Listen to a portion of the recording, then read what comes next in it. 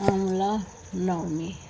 कार्तिक मास की शुक्ल पक्ष की नवमी को आंवला नवमी कहते हैं। जैसे नाम से पता चलता है कि इस दिन आंवला वृक्ष की पूजा की जाती है। विधान: प्रातः स्नान करके शुद्ध आत्मा से आंवले के वृक्ष के नीचे पूर्व दिशा में बैठकर पूजन करना चाहिए। पूजन के बाद उसकी जड़ में दूध देना चाहिए। उसके बाद पेड़ के चारों और कच्चा धागा बांधना चाहिए।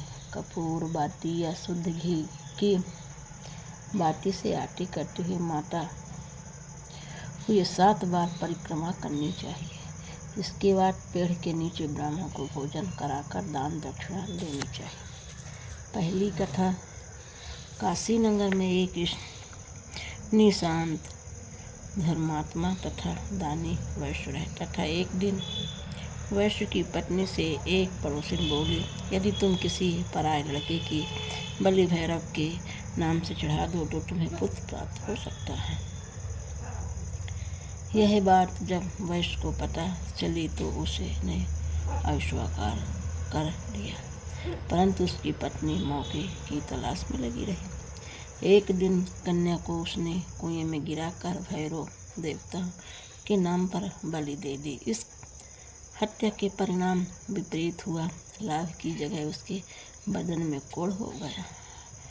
लड़की की प्रेतात्मा उसे सताने लगी।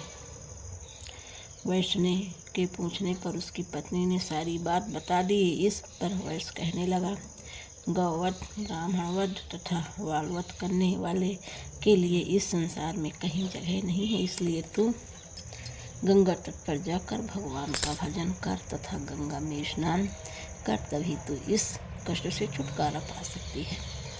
वैश्य पत्नी गंगा किनारे रहने लगी। कुछ दिन बाद गंगा माता वृद्धा के वेश धारण करके उसके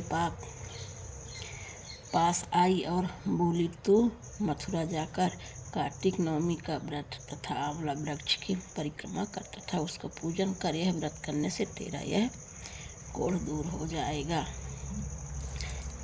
वृद्धा की बात मानकर वैश्य पत्नी पति से आज्ञा लेकर मथुरा जाकर विधि पूर्वक आंवला का व्रत करने लगी। ऐसा करने से वह भगवान की कृपा से दिव्य शरीर वाली हो गई तथा उसके पुत्र प्राप्त भी हुए।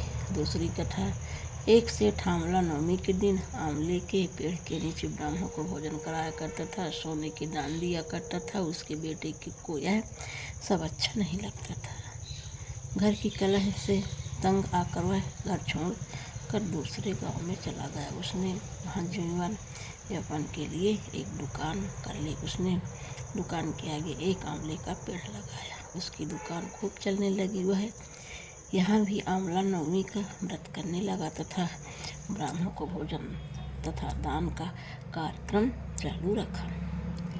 बेटों को कार ठप हो गया। उनकी समझ में यह बात आ गई कि हम तो पिताश्री के भाग से ही रोटी खाते थे। बेटे अपने पिता के पास गए और अपने गलती स्वीकार कर ली। पिता की आज्ञानुसार वो भी आंवला पेड़ की पूजा करने लगी। उनके यहाँ पहले जैसे खुशहाली हो गई।